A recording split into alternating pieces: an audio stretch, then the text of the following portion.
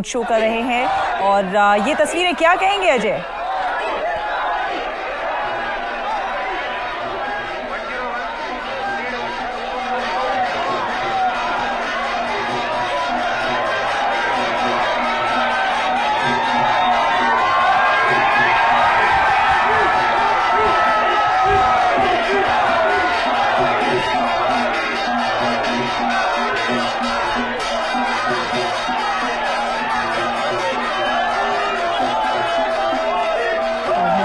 नारों के साथ गुंजायमान ये पूरा क्षेत्र जिस तरह से जन सैलाब उमड़ा हुआ है और प्रधानमंत्री नरेंद्र मोदी का भव्य स्वागत करने के लिए नाथद्वारा भी भव्य स्वागत। प्रधानमंत्री के इस रोड शो, इस काफिले पर जिस तरह से पुष्प वर्षा हो रही है, ये दृश्य अजय, ये देखने लायक दृश्य है। किस तरह से ऊर्जावान होकर, किस तरह से उत्साहित और उल्लासित नजर आ रहा है ये जन सैलाब प्रधानमंत्री नरेंद्र मोदी का स्वागत करने के लिए।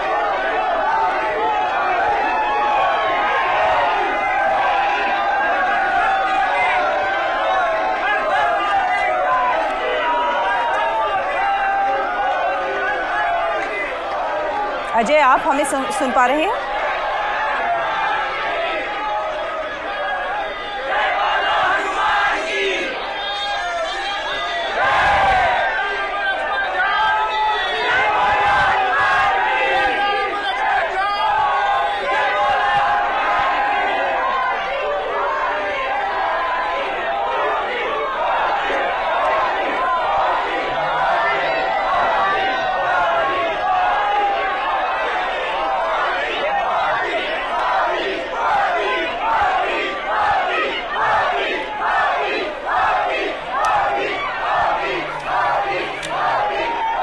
मोदी के नारों के साथ जन सैलाब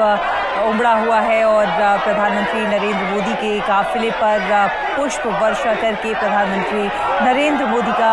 स्वागत करते हुए और प्रधानमंत्री की एक झलक पाने को आतुर तमाम जन सैलाब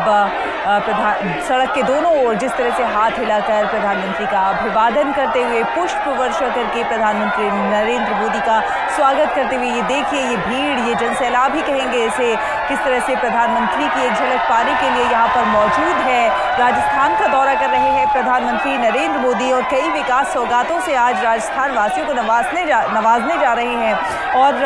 इस लिए बड़ी संख्या में लोग मौजूद हैं जो ये जानते हैं कि प्रधानमंत्री आए हैं तो उन्हें कुछ ना कुछ सौगात ज़रूर दे के जाएंगे।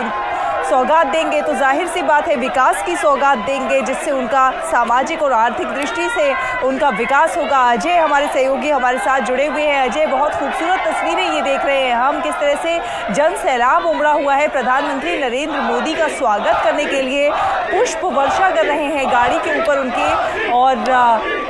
हाथ हिलाकर अभिवादन, मोदी मोदी के नारे जिस तरह से लगा रहे हैं वो अपने आप में दिखाता है कि कितने लोकप्रिय है प्रधानमंत्री नरेंद्र मोदी जनता के बीच। और जनता को ये उम्मीद रहती है कि प्रधानमंत्री आए हैं तो जाहिर सी बात है उनके लिए बहुत सारी विकास की सौगातें लेकर आए हैं।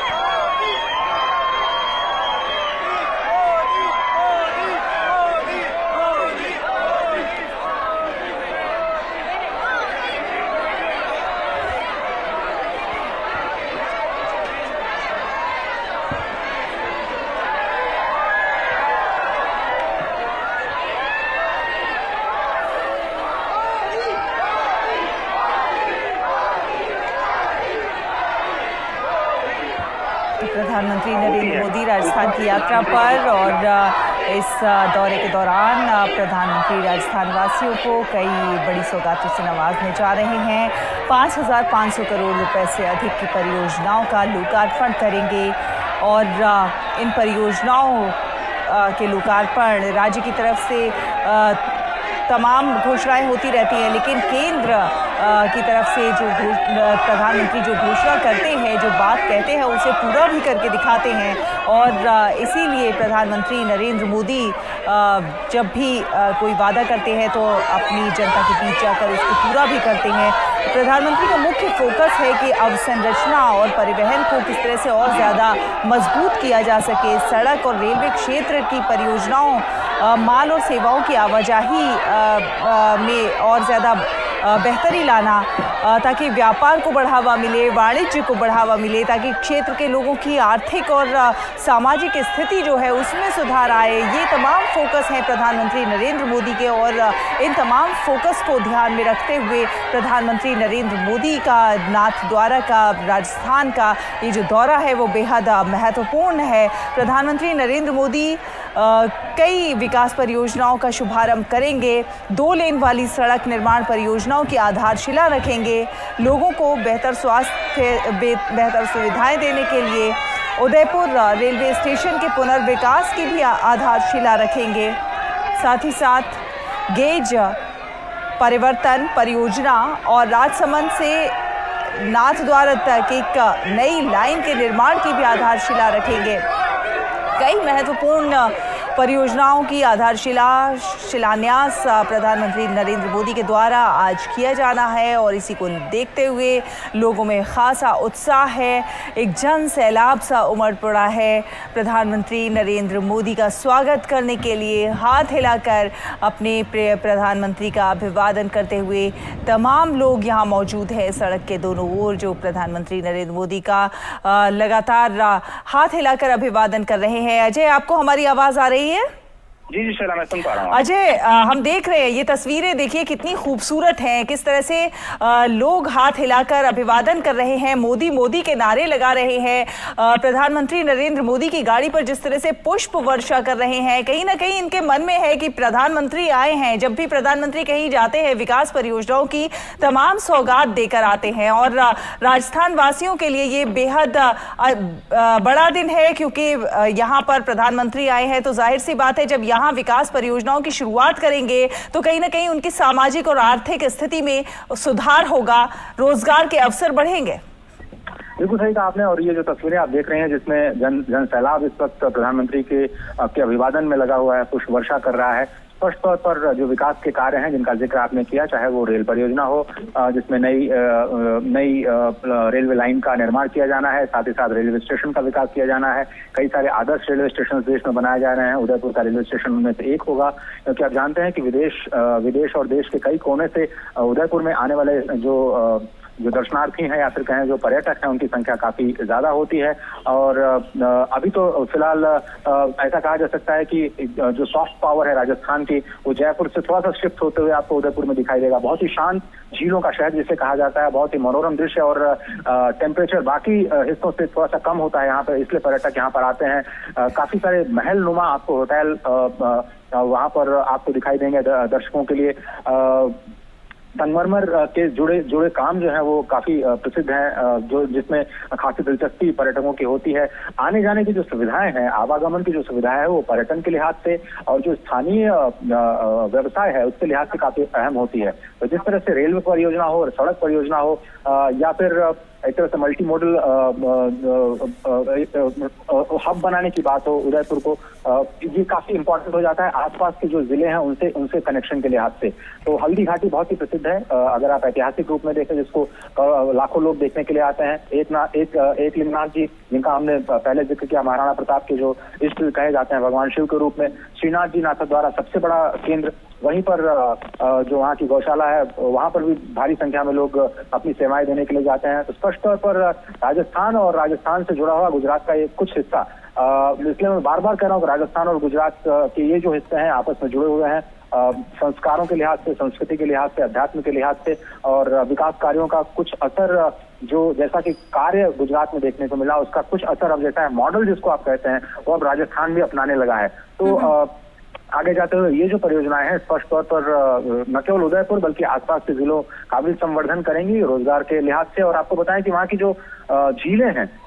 उसका निर्माण बहुत ही कहें कि एक्सट्रीम इंजीनियरिंग के माध्यम से किया गया है, कि जब भी बारिश होती है कि जो सबसे ऊपर जो झील है वो कभी भी ओवरफ्लो नहीं करती है, उसका फिर पानी उसके नीचे की झील में कहीं चला जाता है, फिर वो जब ओवरफ्लो करने की स्थिति में रहता है तो फिर से वो नीचे डाउन स्ट्रीम में फ्लो करते हुए चला जाता है। इस तरह से जो स्ट्रक्चरिंग की गई है तो शहर का तापमान काफी कम रहता है बाकी हिस्सों से अगर राजस्थान में तुलना करें। और जो पानी की जो समस्या राजस्थान में अलग अलग इलाकों में सुनी जाती है वो कम से कम उदयपुर में नहीं है। इसलिए उदयपुर का जो संवर्धन है पर्यटन के लिहाज से, वहाँ के स्थानीय जो छोटे उद्योग हैं उनके लिहाज से वो काफी महत्वपूर्ण हो जाता है, क्योंकि बहुत सारे लोग एक्सपोर्ट्स के साथ भी जुड़े हुए हैं। तो जब तक आप मल्टी मॉडल कनेक्टिविटी पर ध्यान नहीं देंगे तब तक एक्सपोर्ट जैसे जो सेक्टर को ज्यादा बढ़ावा नहीं मिलेगा। और इसीलिए ये जो कनेक्टिविटी है जो छोटे शहरों को बड़े शहरों के साथ जोड़ती है, बड़े शहरों को महानगरों के साथ जोड़ती है, महानगरों को फिर एयरपोर्ट और सी पोर्ट के साथ जोड़ती है और उसके बाद फिर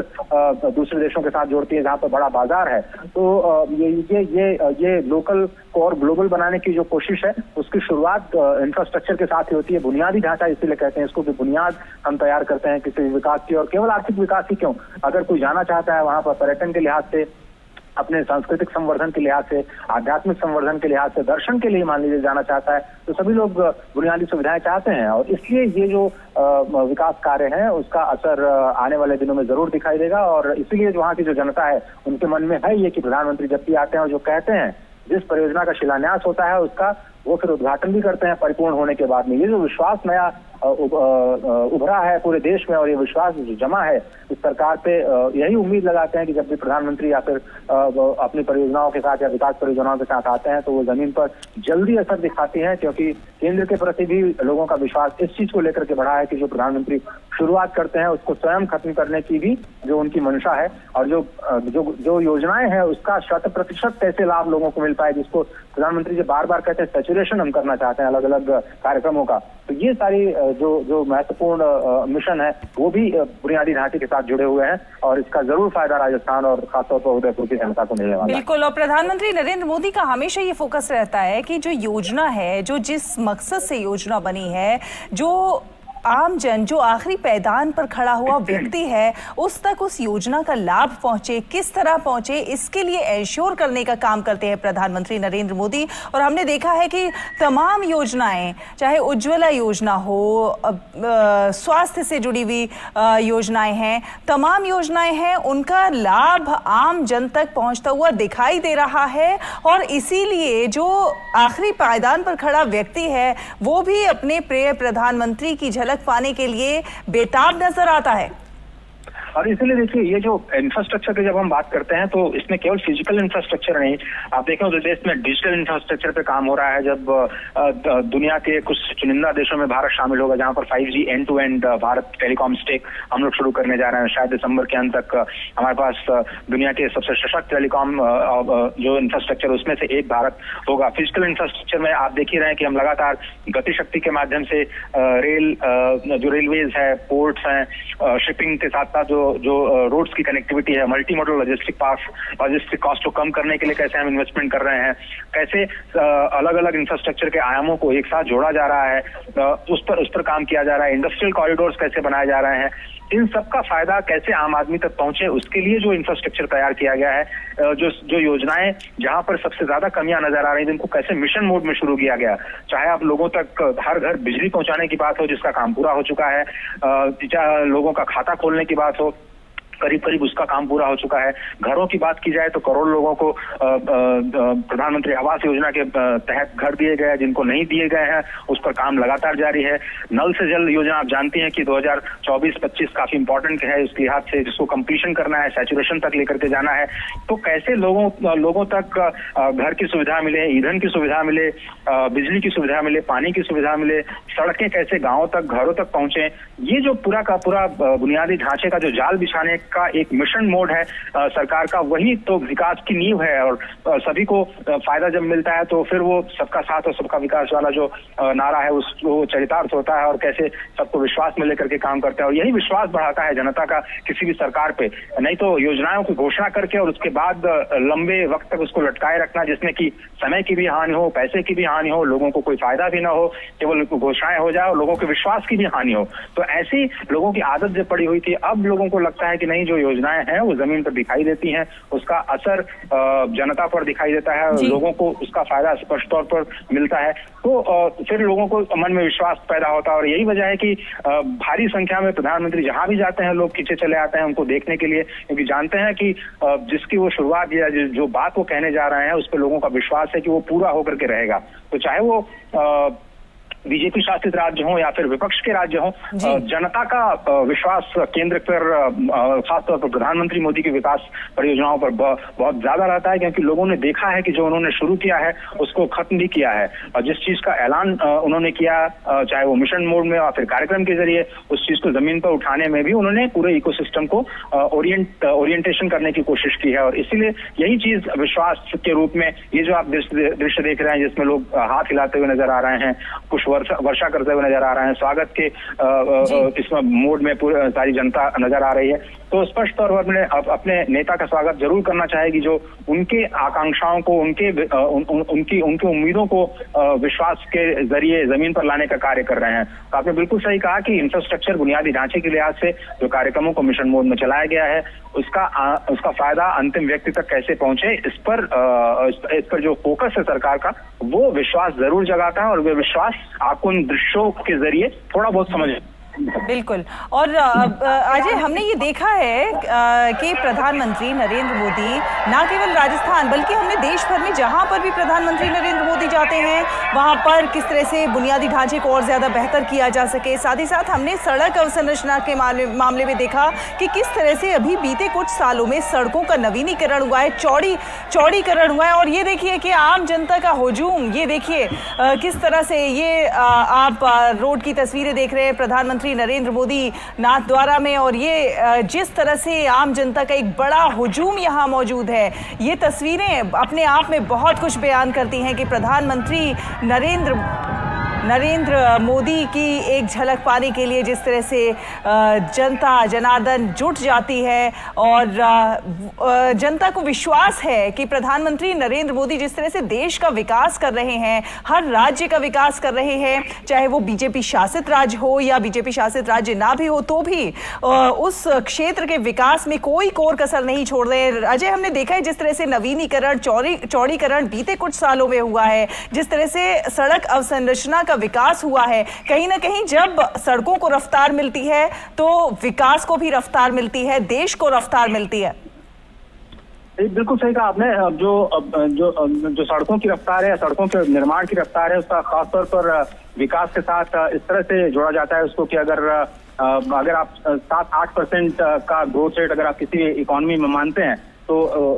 अगर सड़कें 10% की रफ्तार से बढ़ रही हैं तो उसका विकास पर 15% असर पड़ता है, यानी 1.5 गुना उसका असर पड़ता है विकास के कार्यों पर, क्योंकि बहुत सारी जो लॉजिस्टिक्स है उसकी एक तो कॉस्ट कम होती है, आपकी कीमतें कम होती हैं कारोबार के लिए, और दूसरे लोगों के समय में कमी आती है, समय बचता है उनका, और समय की कोई कीमत नहीं होती है। और इसलिए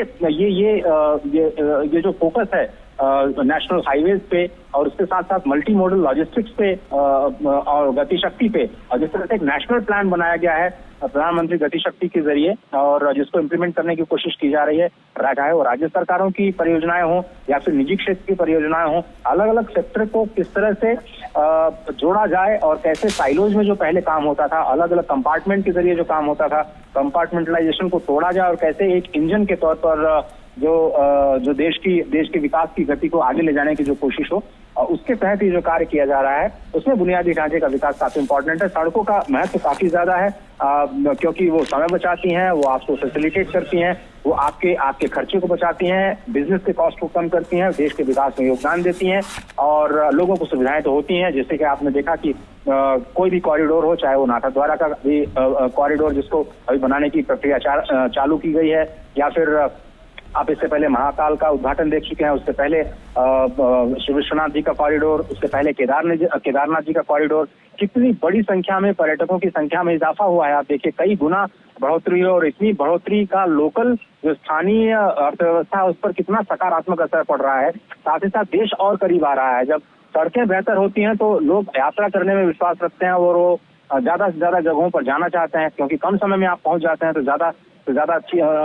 लोगों तक पहुंच पाते हैं, ज्यादा जगहों पर अपनी पहुंच बना पाते हैं। तो ये सारी चीजें फैसिलिटेट करती हैं देश को भी आपस में करीब लाने के लिए, देशवासियों को आपस में करीब लाने के लिए और देश के विकास में आर्थिक तौर पर भी मदद करने के लिए। तो ये भले ही आपको केवल एक सड़क दिखाई दे या फिर एक छोटी सी बुनियादी ढांचे की परियोजना दिखाई दे या फिर आपको एक बजट का एलोकेशन दिखाई दे कि यहाँ पर पैसे खर्च करने के लिए सरकार इस तरह की योजनाएं लेकर के आ रही है, लेकिन इसका दूरगामी परिणाम देश के उन्नति के लिहाज से, देश के विकास के लिहाज से और जनता को आपस में जोड़ने के लिहाज से जो ये कार्य होता है, जो उसका असर होता है, उसका कोई मूल्य नहीं है। वो बहुमूल्य नहीं है बल्कि अमूल्य हो जाता है। इसलिए मैं कहता हूं कि ये जो बुनियादी ढांचा है वो बहुत इंपॉर्टेंट है और इसको इस लिहाज से देखा जाना चाहिए कि वो भारत की बुनियाद,